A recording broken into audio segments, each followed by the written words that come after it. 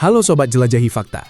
Pernah kepikiran gak sih, kalau ada satu wilayah di dunia yang luasnya cuma seukuran kota, tapi jumlah bom yang dijatuhkan ke sana melebihi jumlah seluruh rudal dalam satu perang dunia? Gaza, tempat kecil yang jadi medan api terbesar di abad ini.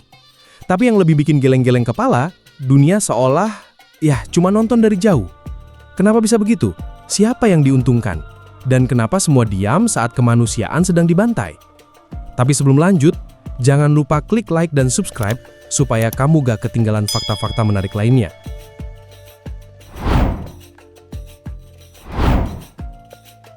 Langit Gaza malam itu seperti terbakar. Gumpalan asap membubung tinggi, disinari kilatan oranye dari rudal yang meledak tak jauh dari kawasan pemukiman warga. Dentuman tak henti-henti, mengguncang jantung kota yang sempit dan sesak. Suara tangis anak-anak bercampur dengan alarm ambulans, membentuk simfoni duka yang tak berujung. Di sudut-sudut reruntuhan, tubuh-tubuh kecil ditemukan dalam keadaan menggigil, tak tahu harus lari kemana. Wilayah Gaza hanyalah sepotong kecil tanah sepanjang 41 km, dengan lebar sekitar 6 km. Namun, sejak Oktober 2023, tempat ini berubah menjadi neraka dunia. Hampir setiap sudut wilayahnya dihantam rudal, tak hanya sasaran militer, rumah-rumah warga sipil, sekolah, bahkan rumah sakit ikut jadi target. Belum ada yang aman di Gaza, tidak ada tempat untuk berlindung. Dalam satu serangan di waktu subuh, sebuah kamp pengungsi yang telah berdiri puluhan tahun luluh lantak dalam waktu 3 menit. Saksi mata menyebutkan, tak ada peringatan. Ledakan datang tiba-tiba, dan semua yang ada di sana terkubur. Ibu mencari anak, anak mencari ayah. Tapi yang ditemukan hanyalah serpihan tubuh dan debu yang menyesakkan napas. Menurut catatan dari Organisasi Kesehatan Dunia, lebih dari 70% fasilitas medis di Gaza tidak lagi berfungsi. Banyak rumah sakit dibom hingga rata dengan tanah. Di tengah keterbatasan itu, para tenaga medis terpaksa merawat korban luka hanya dengan senter dan air seadanya. Seorang dokter asal Norwegia yang bertugas di Gaza mengatakan, "Kami tidak lagi memilih siapa yang bisa diselamatkan. Kami hanya menghitung berapa yang bisa kami selamatkan dengan sedikit obat yang kami punya." Anak-anak di Gaza tumbuh dengan suara drone, bukan lagu pengantar tidur. Mereka belajar mengenali jenis rudal dari suaranya.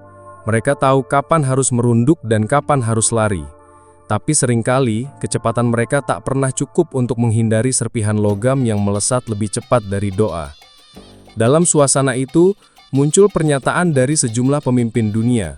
Ada yang mengaku prihatin, ada yang mendesak agar kedua belah pihak menahan diri. Namun tak satu pun yang benar-benar turun tangan untuk menghentikan kehancuran ini.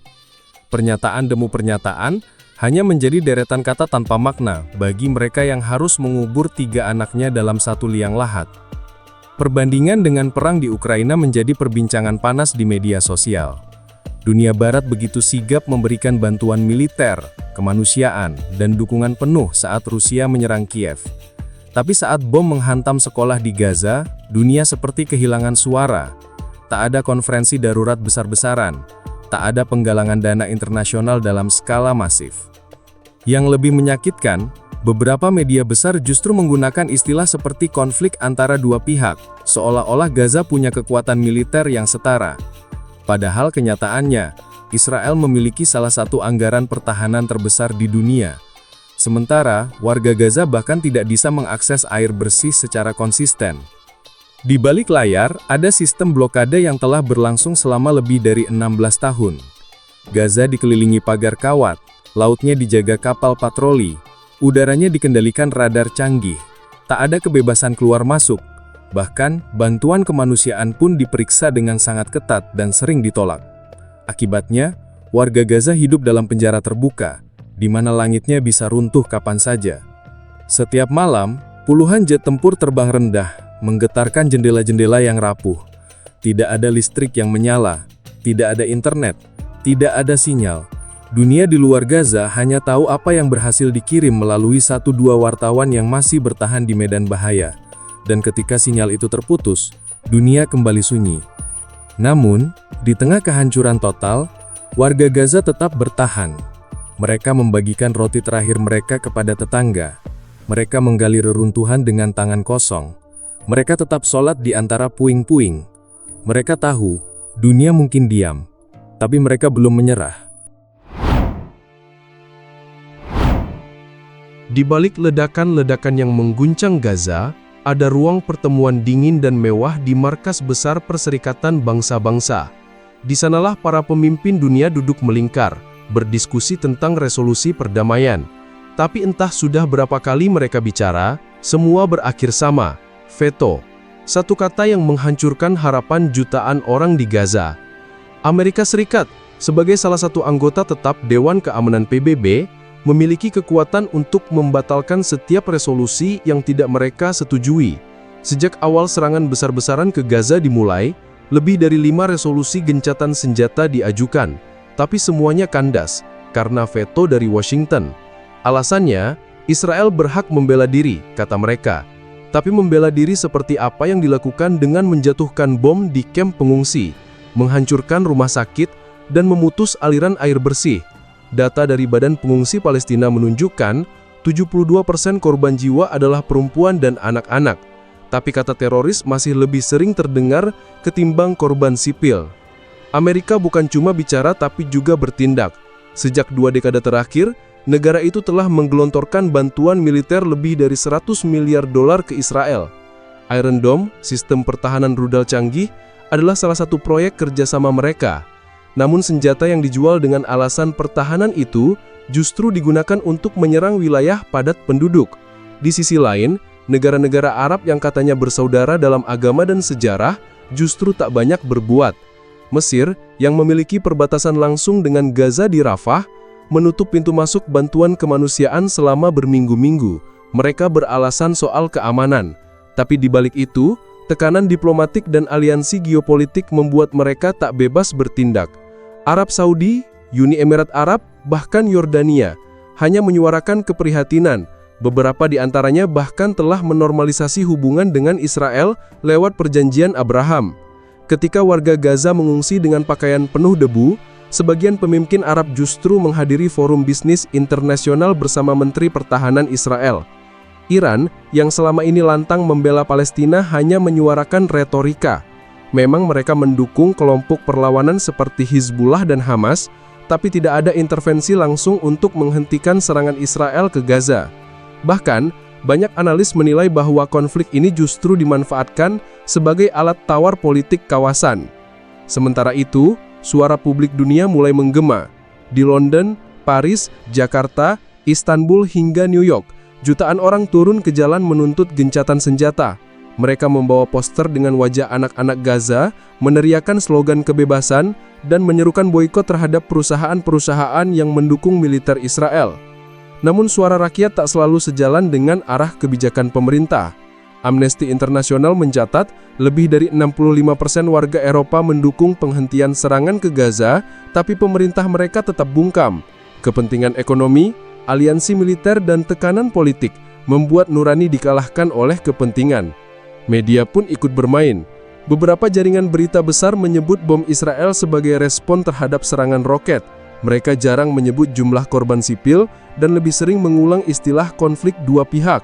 Padahal kenyataannya, yang satu adalah kekuatan militer besar dan yang satunya adalah warga sipil yang terkurung dan tak bersenjata. Sementara itu, para jurnalis independen yang mencoba meliput langsung dari Gaza menghadapi tantangan besar. Banyak dari mereka kehilangan sinyal, tidak punya listrik, dan bahkan menjadi sasaran serangan. Tapi mereka tetap bertahan, karena merekalah satu-satunya suara yang masih bisa keluar dari Gaza dan mengguncang nurani dunia. Di antara kabut asap dan gedung-gedung runtuh, satu hal yang paling mencolok bukan hanya suara bom, tapi suara diam dari dunia. Diam yang tidak netral, diam yang menyakitkan, diam yang membiarkan kehancuran terus berlangsung. Bayangkan, kau membuka mata di pagi hari. Tapi yang kau lihat bukan sinar matahari dari jendela, melainkan debu yang mengendap di reruntuhan dinding rumah. Udara yang kau hirup bukan udara segar, tapi aroma mesiu, darah, dan bangkai bangunan yang runtuh semalam. Inilah realita pagi di Gaza. Anak-anak tak lagi bermain petak umpet atau belajar alfabet. Mereka mengangkat puing-puing mencari mainan yang terkubur. ada yang memeluk boneka lusuh yang kotor oleh abu. Anak-anak yang semestinya belum tahu apa itu politik, kini sudah hafal jenis rudal dan bunyi drone. Di gang-gang sempit yang dulu ramai, kini hanya terdengar langkah kaki tertatih dan jeritan dari rumah ke rumah. Banyak dari mereka yang kehilangan seluruh keluarganya dalam satu malam. Mereka berjalan tanpa tujuan, mencari makanan, air, atau sekadar tempat untuk berteduh. Badan Pangan Dunia menyebutkan bahwa lebih dari 90% warga Gaza kini hidup di bawah garis kemiskinan ekstrim. Bantuan yang datang hanya cukup untuk 2 atau 3 hari. Satu roti dibagi untuk 5 orang. Air bersih hanya bisa didapat dari sumur yang berada di zona terbuka, yang bahkan tidak aman dari serangan udara. Rumah sakit yang semestinya jadi tempat penyembuhan, kini justru jadi tempat paling menyayat hati. Pasien dirawat di lantai, tanpa kasur, tanpa obat. Bayi prematur diletakkan dalam kotak plastik sederhana karena inkubator tak lagi berfungsi. Dokter dan perawat bekerja tanpa bayaran, tanpa perlindungan, hanya bermodalkan keberanian dan kemanusiaan. Namun bahkan tempat seperti itu pun tidak luput dari bom. Rumah sakit Al-Ahli yang menjadi satu-satunya tempat rujukan di jalur utara sempat dibom hingga sebagian gedungnya runtuh. Para korban yang seharusnya selamat justru tewas di ranjang perawatan. Dunia kembali menyampaikan keprihatinan, tapi tidak ada tindakan nyata. Jurnalis yang masih bertahan di Gaza menyebut wilayah itu sebagai zona kematian terbuka.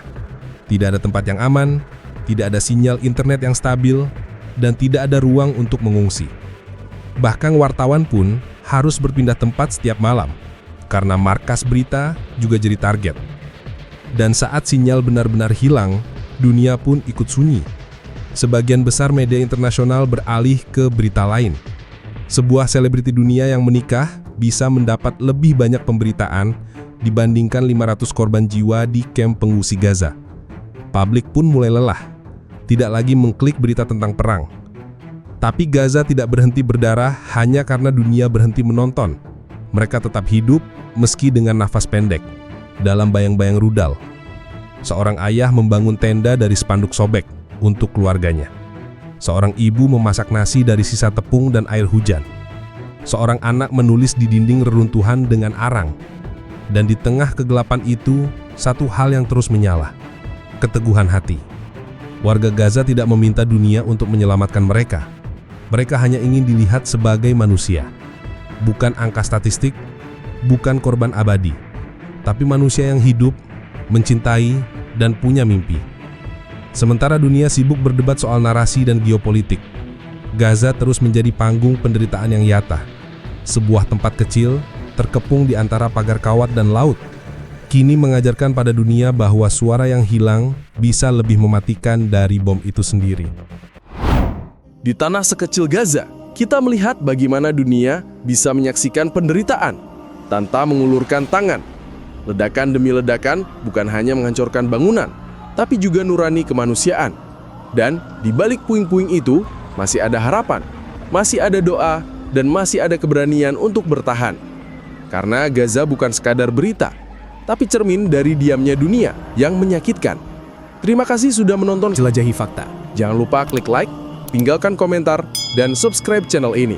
Aktifkan juga lonceng notifikasimu, supaya kamu nggak ketinggalan fakta-fakta mengejutkan lainnya yang akan membuka mata kita terhadap dunia.